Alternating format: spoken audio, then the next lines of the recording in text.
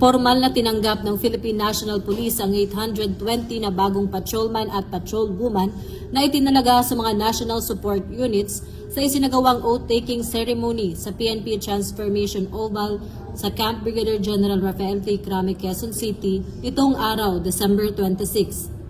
Pinangunahan ni Acting Chief PNP Police Lieutenant General Jose Melencio C. Nartatis Jr. ang seremonya na bahagi ng calendar year 2025 Attrition Recruitment Program ng Pambansang Pulisya.